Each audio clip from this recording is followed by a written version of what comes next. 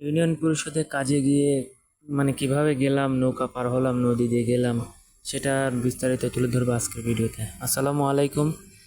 আজকে আমি যাচ্ছি আমাদের ইউনিয়ন পরিষদ, যেটাকে বলে মানে আমাদের গ্রাম থেকে 2 গ্রাম দূরে আর কি। আর এটা যাইতে আমাদের মূলত হেঁটেই যাইতে হয়, গাড়িতে যাওয়ার ব্যবস্থা নাই বললেই চলে। গাড়িতে যাইতে গেলে আমাদের উপজেলা দিয়ে ঘুরে যাইতে হবে।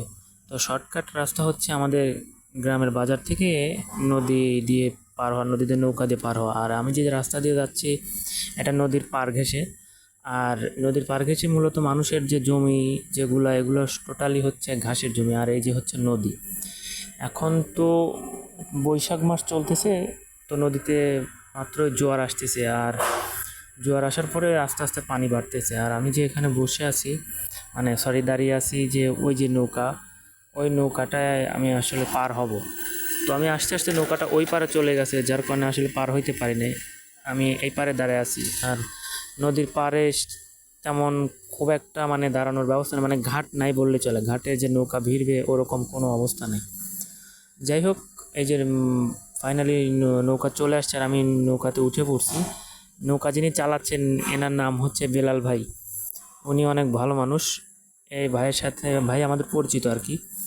যাই হোক, এখান থেকে আমরা যে নদীতে যে পার হয়ে যে নৌকাটা আসলে পার হচ্ছি, এই এপার থেকে ওই পারে যাব। আর ওই পারে আমাদের যে যে গ্রামটা দেখা যাচ্ছে, ওইখান থেকে আরেকটা গ্রাম পাড়ি দিয়ে আমাদের ইউনিয়ন পরিষদ।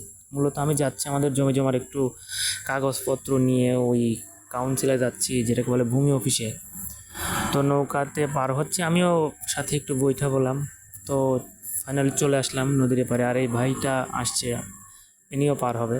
তো ভাই আমাকে জিজ্ঞেস করছিল যে, ভাই ভিডিও করতেছেন আপনি, কোনো চ্যানেল আছে কিনা? আমি বললাম যে হ্যাঁ, আমার চ্যানেল আছে। তো বলতেছে ঠিক আছে ভাই, ভালো থাকবেন, প্রতিদিন নিত্য নতুন ভিডিও আপলোড করবেন। আমি বললাম যে ঠিক আছে ভাই, দোয়া করিয়েন যাতে আমার চ্যানেলটা সামনে গ্রো করতে পারে। তো শেষমেশ আমি চলে আসলাম। আর ভিডিওটা ভালো লাগলে লাইক, কমেন্ট, শেয়ার করবেন। ধন্যবাদ সবাইকে।